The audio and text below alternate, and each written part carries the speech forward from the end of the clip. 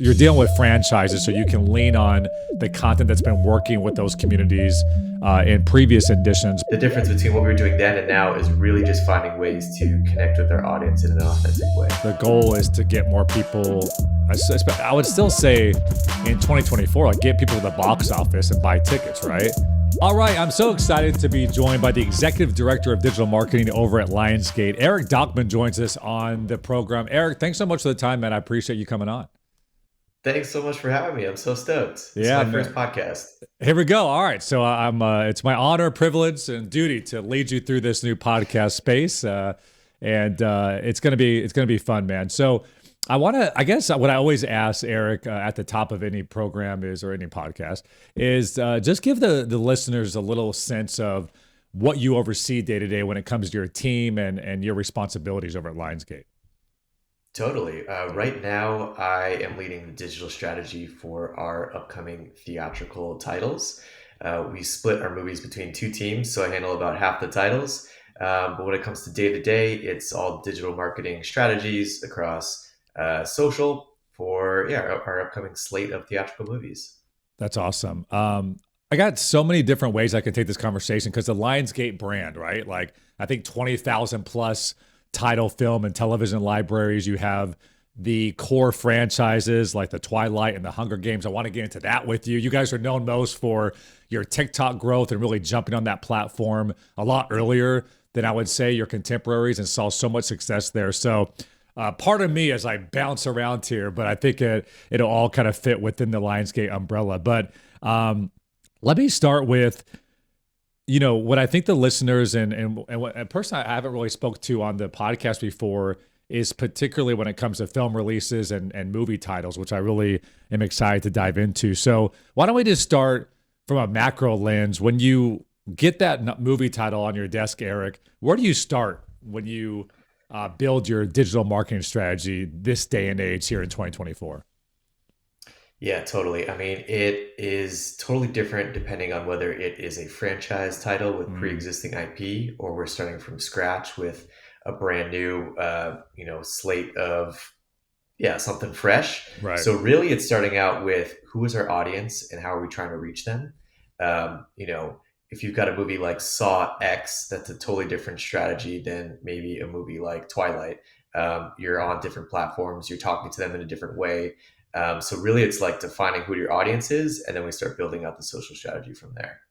Regardless, are you guys most times launching the movie title across all different social platforms once you guys start to market it? Does that depend on how the budget or the title, like how do you guys look at it from that standpoint?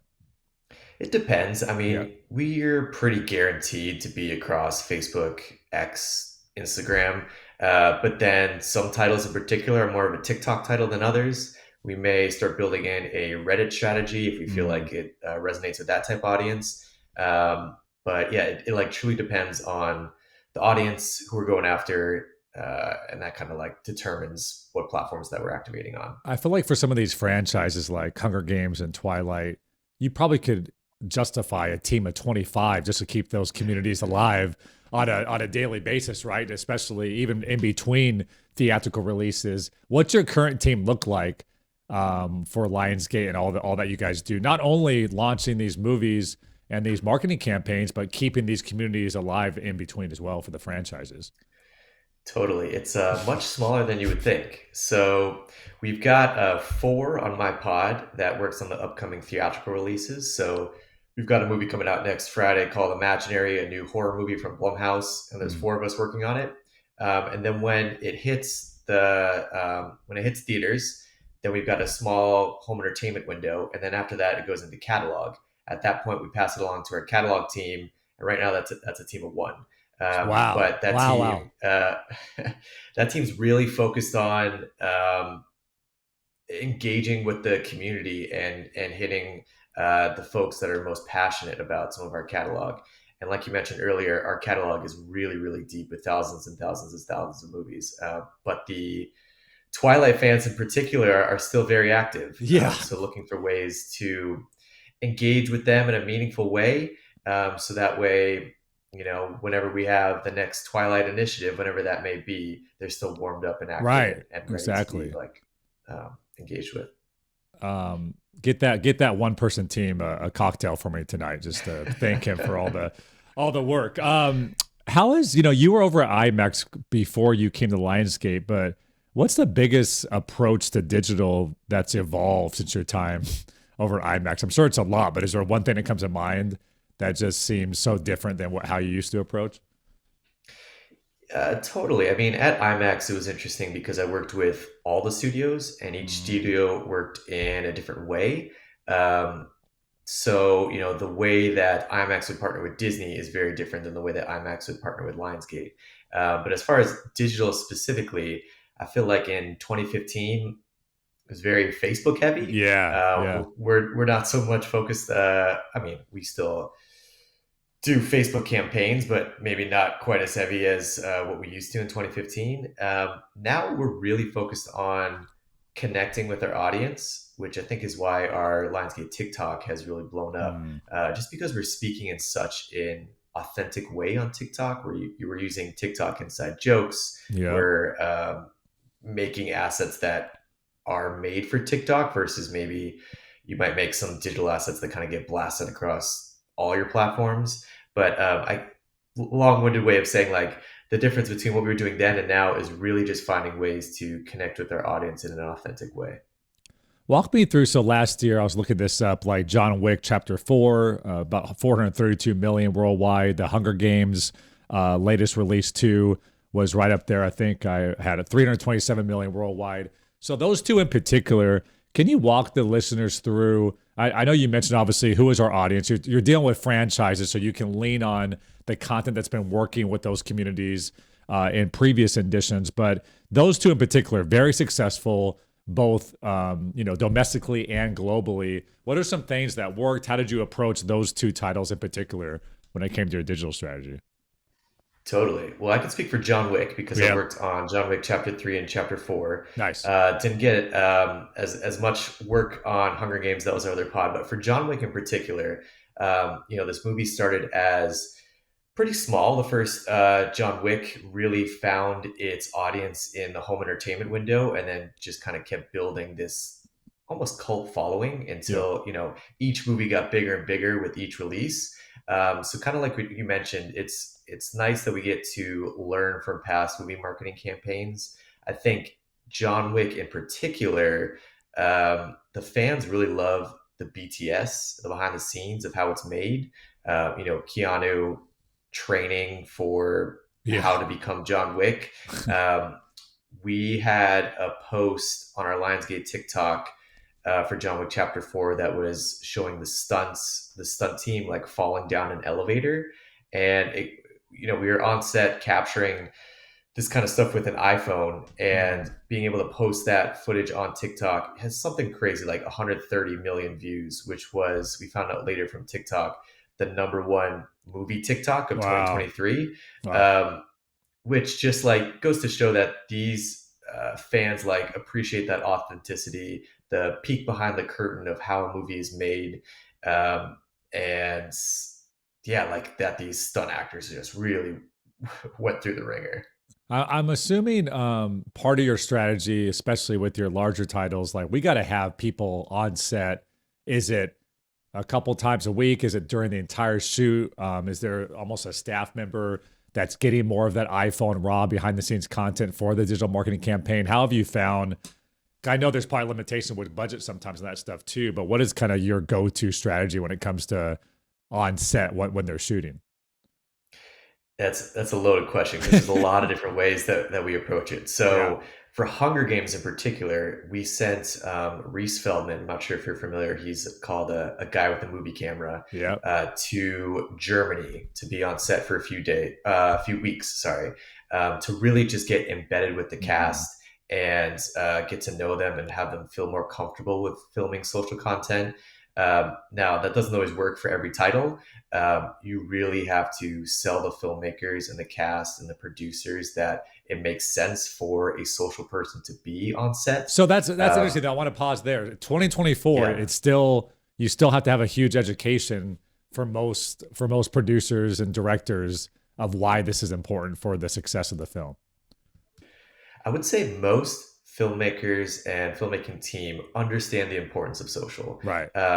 What is an uphill battle for us is their goal on set is to make a great movie. Mm. So for us, we kind of almost have to be a fly on the wall or That's not fair. too distracting Yeah. because they're like in the zone. Sometimes they're in character.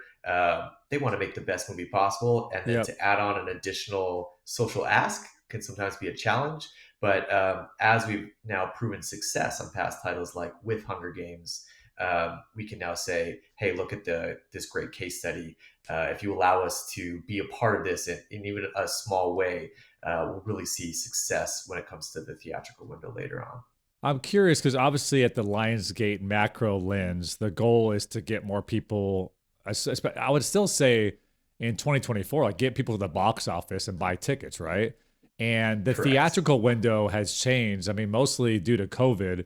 And I was dying to get your perspective on this because there's no better person to ask this question. But with the theatrical window changing, with still, I think the revenue model and the business model being getting people to the box office, but still it's super valuable if they buy it on Amazon Prime potentially a few weeks later.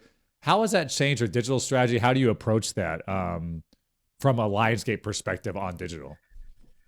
Totally. I mean, really, our goal from digital is to create this sense of FOMO that Hmm. like you have to see it in theaters opening weekend or you're missing out. Got it.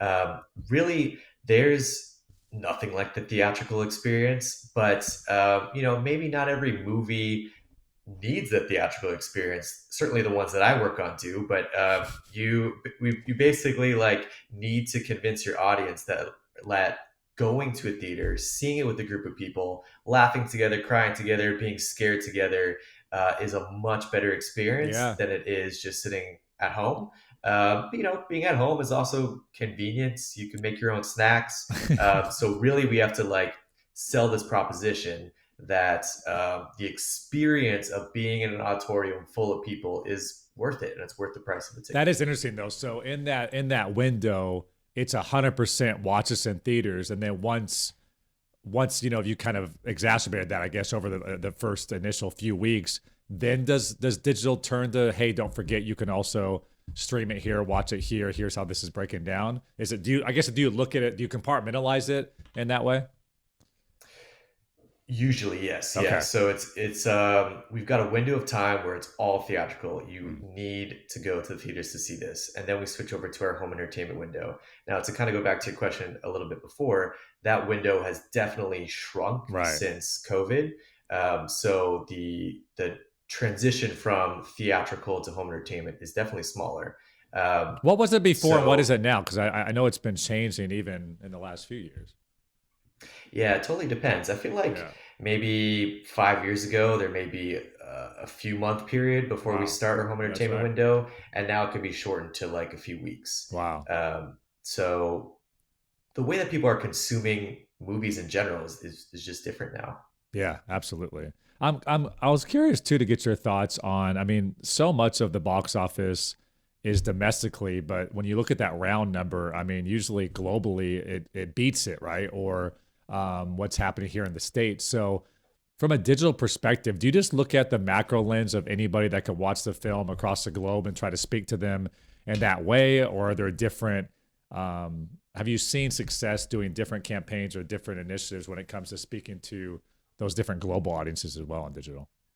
That's a great question. Yeah. Lionsgate in particular probably works different than other studios in that we often sell the rights to our Mm. movies to international distribution partners around the world, and it's different with each title. And they're Um, responsible for the marketing and making sure people got it, got it.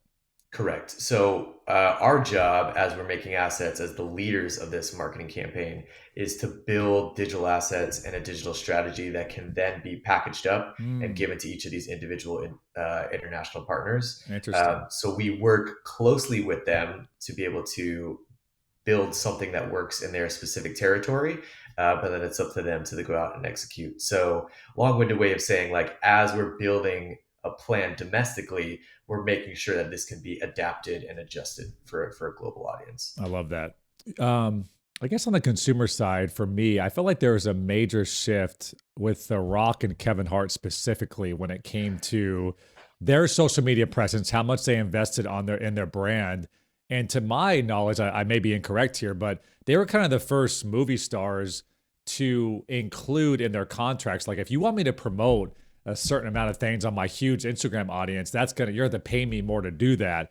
Um, and I asked that because I guess in your seat how important is it to have those social first actors, do you think, in 2024 for the ultimate success? Is that is it a deal breaker at this point? Is it just a nice to have? Like what do you see the movie industry being right now where maybe when you're even casting, you're looking at how many followers, what their engagement rates are. How important do you think that is now and in the future for just the success of movies? It's super important, especially for movies that are original IP. I think for Mm, us, tapping into their social following, reaching their audience really helps the success of this movie. It helps our owned and operated social pages grow if we can collab with, a celeb social account. But actually hadn't heard about people charging for posts in the movie. But oftentimes at Lionsgate, we work at the very beginning stages of our strategy to basically pitch the digital strategy to our talent so that they're mm, bought in and they want to be able to promote our movie versus us having to pay them. But yeah, yeah, usually it's a partnership and we work in tandem and we'll make bespoke assets specific to their brand and their social following that doesn't feel like blatant of marketing messaging, course. but it feels like yeah, authentic to their type of audience. That's an important thread to pull on. So, what have you seen be successful when it comes to talent? Do you have like a digital marketing kind of a workshop, if you will, like after shooting has closed, is kind of speak about how you want to market? Is it before shooting? Is it individual? Is it more of a group? Like, how have you seen success with talent in particular to make sure that they can be part of that ecosystem when you guys are promoting? Yeah, there was a lot of questions packed in there. Um, let's see. So like when we're on set, like I kind of mentioned, it's all about like getting the movie done. So that may be on the lower lift side of Okay. things. If there is a down moment where maybe they're going over to Crafty to grab a snack, if we could pull them off to the side and film something quickly with them. But then after the movie has wrapped, after we've seen the first cut of the movie, is when we take a step back and start building out our strategy as a whole for digital. So it's like, what is our owned and operated strategy for the pages that we own, and then what is our talent strategy Mm, for the ways that we can partner with our talent. And then it truly varies in, on every movie. If it's someone like Kevin Hart working with him on the new Borderlands movie, we're gonna have to build a very unique and custom strategy for him. Whereas maybe some other movies where we've got up and coming stars, they're more open to come to the office and film TikToks with us. Whatever the trending sound of the day is, they're like more eager and willing to yeah. participate. So for Kevin Hart, it looks more of like a deck you have to present to him. Like, here's our ideas. Here's how we think we can leverage. Here's some different Instagram collabs we want to do with you. What are your thoughts? It's really like you're presenting to him on here's how we think we can really push the movie in the most effective way. Totally. And I then love that. listening to his feedback, what fits for his audience, and how we can, uh, you know, maybe meet in the middle somewhere. That's great. That's awesome. Awesome to hear.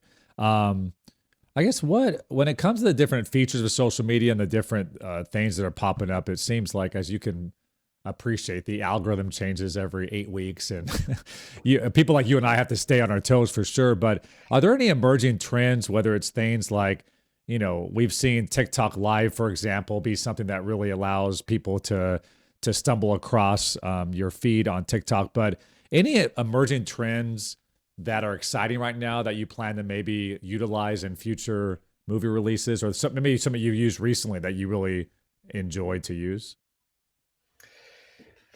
Let's see. Good question. It feels like the platforms tend to favor whatever new product it is that Yes. they've released. Like, for Instagram in particular, Reels, that this is not new, but it feels like they're serving up more Reels in your feed just because they want folks to use it more often. I always say S- they'll never admit it, but they're juicing that algorithm to ensure oh, it. totally. Same with YouTube Shorts. Like, oh, why is this so easy to fall into? Yeah, Similarly, I think one that we're tapping into more recently is just TikTok slideshows, like posting static images. yeah, It feels like they're serving that in your yep, FYP more frequently because they want folks to use it. yep. How are you measuring success? I guess I'm curious. Let's go to the top of Lionsgate. When they email you or Slack or you have a meeting with them, what are some of the metrics they're looking at? Because obviously they want box office success, they want ROI when it comes to the bottom of that funnel from a revenue generation standpoint. But are there certain metrics that they're looking at, and certain metrics I guess they're grading you on to make sure that each of these films are being successful? What are those metrics? Totally. Also, a loaded question Yeah, here, yeah, and there's a yeah. lot of different ways to go about it. But I mean, it totally depends on our organic strategy versus our paid strategy. Got it. Our team mostly focuses on organic, although we collaborate with the media team and the paid side. But on organic in particular, we're really focused on fostering a community of engagement. So we'll look at often like what's our engagement rate on our social posts and how are we incentivizing conversation. And then one step further that kind of goes like beyond our team is we've got a research team that's constantly sending out surveys for like, Hmm. have you heard of this movie? Like, out Yeah, of this list of movies, which is your top choice to go see? So based on our social efforts, we often see direct results with that's how the awesome. movie is tracking through awareness. And then we can then, you know, pivot our social or digital strategy if we need to based on the learnings that we're getting through these surveys. And then I know you're not ahead of the paid strategy, but is that to the point where they're actually telling people to buy their tickets or pushing them to purchase at your local movie theater based on geolocation of where you're at? Totally. Yeah. We Yeah. have a Okay. lot of movie partners that, work with Fandango and work with Adam Tickets that are targeted to your location. And when it comes to the paid strategy, I don't want to like speak out of Yeah, yeah. Turn here. this is, yeah, I don't, but like the way that we are serving content to our fans through paid is that first, like, is awareness, and then it turns to interest, and then ultimately conversion to Yep. buying a ticket. Yep. Working them down that funnel. That's what we do every day, right? I Yeah, would love to ask you. So, outside of the talent, the actors that are working on the film, and even the ecosystem continues to grow, right? You can utilize your script writers, maybe your directors, etc. Walk me through how you potentially have used content creators. You mentioned you've had people on set before that have pretty large followings, but have you had success using content creators to kind of create that FOMO for certain franchises, especially content creators that are already huge fans of the movie, right? That can be very genuine with that community. totally. Every single theatrical movie that we have has a robust influencer and content Mm, creator plan, awesome. mostly because we want to tap into their audience and reach their fans in an authentic way. Um, I always say to our team, like when we're posting on our owned and operated channels, we could be screaming from the rooftops, and we're kind Yep. of speaking to the fans that like are already bought in. Right. So partnering with content creators is super super helpful, and we usually build like a very robust plan for each of our movie campaigns. How do you look at the Lionsgate brand in itself? Because it's not necessarily a consumer facing brand. If you walk up to somebody on the street, like, did you know that this movie and this movie is Lionsgate? Probably not. But I'm assuming with TikTok, you guys have had so much success because of the discoverability of that platform. The fact that you own that IP, people are just engaging with the IP and not necessarily maybe making that correlation. So, how do you guys look at Lionsgate as a brand, and how you show up in the consumer space? Yeah, it's we've also said this before. You hit the nail on the head. Is that if you ask 10 different people about what is the Lionsgate brand, you'll probably get 10 different answers, Yeah. because our slate of movies is so vast. I mean, we've We got make everything. John It's, Wick. everything is us, pretty much, at the end of the day. Yeah. We do That's, make a lot. I mean, we've yeah. we've got John Wick, we've got Saw, we've got Medea, we've got faith-based movies. So it's a Yeah. wide range. But one of the ways that we approach the Lionsgate brand in particular is kind of this philosophy that we're fans too, is that um, Mm, not necessarily like movie marketing, but fans of the talent and actors that are in the movie. So, like John Wick in particular, instead of just posting a John Wick spot, of we course, may yeah. focus on Keanu as a person and his vast array of work. And, he makes other movies outside of just Lionsgate. So, like celebrating Keanu as a human, um, kind of like that talent layer is what connects all of our different movies together. Do you use that? I guess, does the content for Lionsgate focus more on the films that are going to have other, why am I losing the word? Sequels, excuse me. Because you're trying to build that community, but also that excitement for maybe the next release? Or do you celebrate everything in the Lionsgate umbrella regardless? Like, how do you look at that for something that can push revenue and results in the future too for you guys? I feel like we treat every movie like it's going to be a franchise with more Okay, movies coming out in the future. got it. So, laying the foundation for potential for growth in the future, I think is super helpful for us.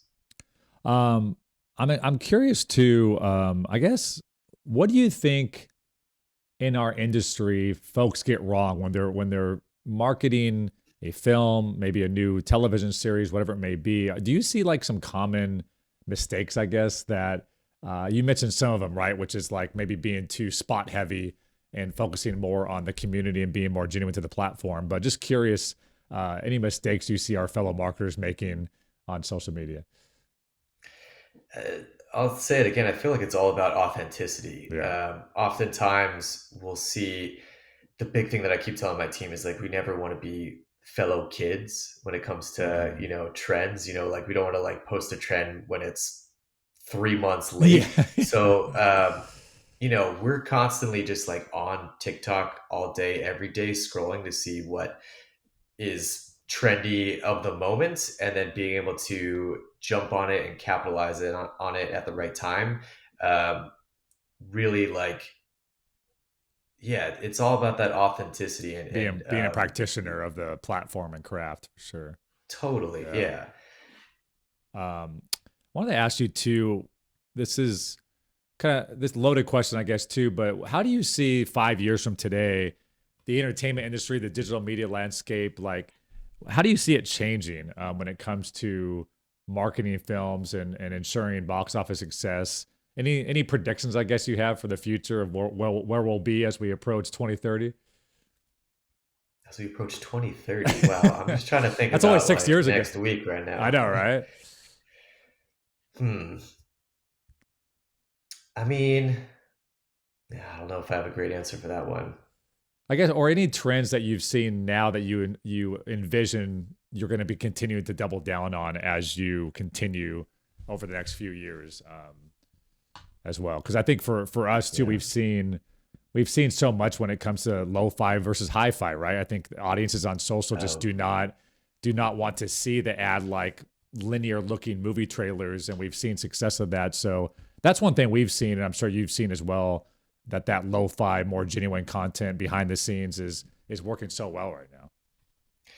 thanks for teeing me up there. Yeah, That's a great yeah, that's a great way to do it. So yeah. we definitely see that lo-fi works way better. We may spend like weeks and weeks on something that's highly produced, and then it flops when we post it versus Hmm. something that was made much more lo-fi.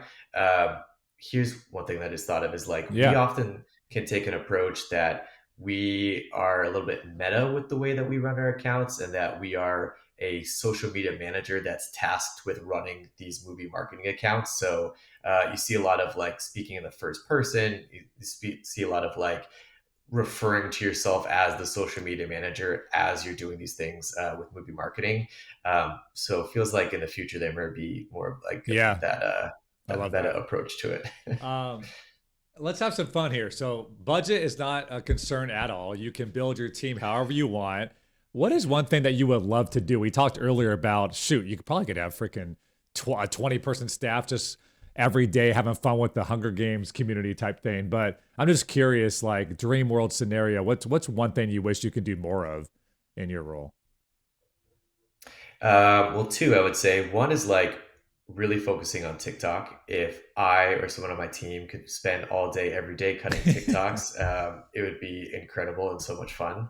Right now, TikTok is a part of our job, but clearly not like a full-time job. So Hmm. like, even though we've seen a ton of success with TikTok, would love to like really double down and have someone fully dedicated to making TikToks all day. And Yeah. then the other we kind of touched upon too was being on set. So Yeah. um, it's very hard for us during a time when we're super, super busy juggling four movies at once to say like, hey boss, I'm going to go to Germany for 3 weeks. Like I'll like catch you in the Yeah. Yeah. Yeah. nighttime or the Yeah. morning time or whatever. So we often have to send embeds or like extensions of Lionsgate to Right. go capture on our behalf.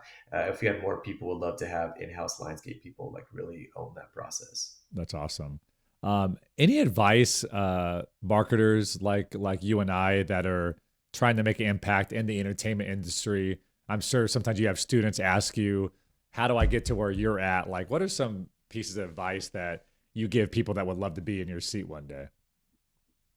I usually give a few pieces of advice. One for the movie industry. This is going to sound so pretentious and corny, but one time I read that Martin Scorsese said to just watch more movies. Hmm. I never watch the same movie twice. I try and watch one new movie almost every day, just because there's like my goal. This sounds also No, this so is dumb. great. The goal is to watch every movie ever made, and There you I'm getting go. close. Getting close. I Start keep start with putting out new Lionsgate movies. 20,000 plus titles and work your way after that. That's Exactly. awesome. But yeah, And like I watch it like through the lens of how did this movie get made? What was the audience that they were thinking of as they were writing the scripts? Who really resonated with this movie? Why was it successful? Why was it unsuccessful? So like looking at it through that lens. And then the other advice I usually give is like people hit me up on LinkedIn all the time asking just for a chat. And most of the time I say yes. yeah, And amen. I don't think I'm the only one that does that. I feel like you could probably start reaching out to Yes. people on LinkedIn, and you'd be surprised how many people Oh say man. yes. Yeah, you know what's funny? I that's my one of my number one piece of advice too, Eric, is I think people they have like this self-limiting belief, like he would never answer me, he would never make time for me. It's like, yeah, you're right. With that attitude, he wouldn't. But it's amazing. It's amazing what happens if you just have the audacity to ask. I love that. Um, Totally. and then I always like to ask my guests this question at the end as well as we kind of wrap up. But anybody in your network, if you can recommend a future guest that would come on this show and provide a lot of value for our listeners, any name come to mind for you? Ooh. Ooh. Um, I have always been a fan of, I forget if her name is Zara or Zaria that runs the Duolingo TikTok. Yeah, Um, just a massive fan of all the great work that Duolingo's been doing. definitely a trendsetter in our space for sure. That's awesome. Well, man, you oversee a lot, and it's been so awesome to dig a lot deeper in what you do every day. But thank you so much for all the knowledge you dropped and all the insights that you gave us. That was incredible. So thanks for the time as always, and for joining us. Thank you. Thank you for walking me through my first No, it podcast. was This was a great, man. great You crushed experience. it. You crushed it. That was awesome. Thanks again for the time, man. Appreciate you.